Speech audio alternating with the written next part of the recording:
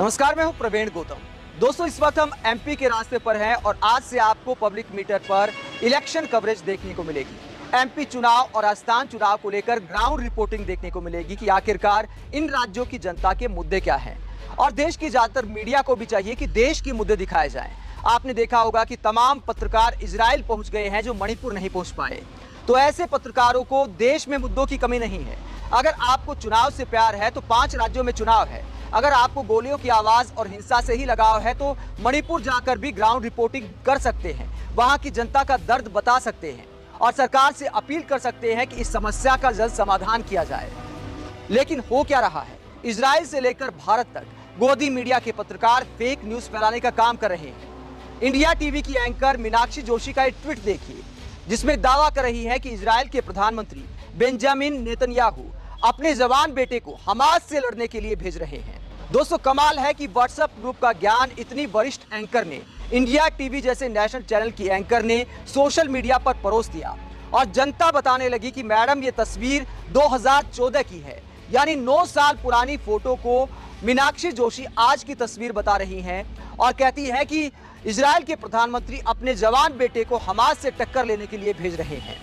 कांग्रेस के प्रवक्ता सुरेंद्र राजपूत ने भी कहा कि मीनाक्षी जोशी जी, आप इतनी वरिष्ठ एंकर है, इस तरह फेक न्यूज मत फैलाइए, आपकी विश्वसनीयता बहुत कम रह गई है।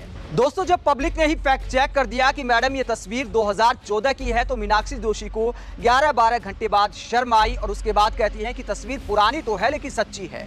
और इस बात में कोई दो राय नहीं कि इजराइल के प्रधानमंत्री अपने जवान बेटे को देश को समर्पित कर रहे हैं और कम से कम जिहादी तो नहीं बनाया।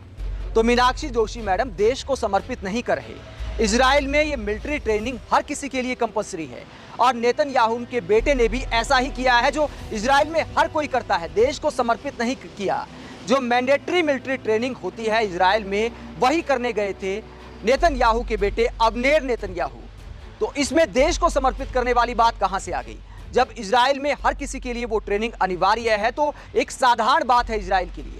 लेकिन चूंकि इजराइल के प्रधानमंत्री को हीरो बनाना है, एक तरफा जो रिपोर्टिंग की जा रही है इजराइल को लेकर, इस बात में कोई दो राय नहीं कि हमास ने जिस तरह का बर्बर व्यवहार महिलाओं के साथ या बच्चों के साथ किया, उसकी निंदा होनी चाहिए। लेकिन अब जो इजराइल फिलिस्तीन में कर रहा है, उसकी भी निंदा होनी चाहिए। बिजली काट देना और अंधाधुंध बदले की जो आग है उसमें अंधाधुंध कार्रवाई करना और वहां पर भी बच्चे और महिलाएं मारे जा रहे हैं। तो इस सब के बारे में भी ऐसे पत्रकारों को बोलना चाहिए। हिंसा किसी भी तरफ की हो, दोनों तरफ की निंदा होनी चाहिए। लेकिन हो क्या रहा है? एक तरफ की हिंसा की निंदा की जा रही है और दूसरी तरफ की हिंसा पर ठहाके लगाए जा रहे हैं, उपहास उड़ाया जा रहा है। और यह दिखाता है कि ऐसे पत्रकारों में, ऐसी ट्रोल आर्मी में कितनी इंसानियत है। और दोस्तों, कम से कम फेक न्यूज तो नहीं फैलानी चाहिए। लेकिन हो क्या रहा है कि इजराइल से लेकर भारत तक इजराइल को लेकर फेक न्यूज लगातार फैलाई जा रही है।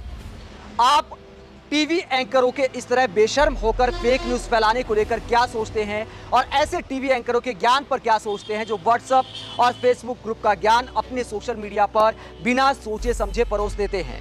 कमेंट बॉक्स में अपनी राय जरूर दें। साथ ही मूड ऑफ पब्लिक में आज से हम आपको मध्य प्रदेश और राजस्थान से ग्राउंड रिपोर्टिंग दिखाएंगे। तो उम्मीद है कि आप सबका प्यार मिलेगा और आप भी समझ पाएंगे कि मध्य प्रदेश और राजस्थान में चुनावी मुद्दे क्या हैं। आप देखते रहिए पब्लिक मीटर और अगर आप हमारी पत्रकारिता को पसंद करते हैं तो थैंक्स के ऑप्शन का इस्तेमाल करें, चैनल को लाइक करें, सब्सक्राइब करें। नमस्कार।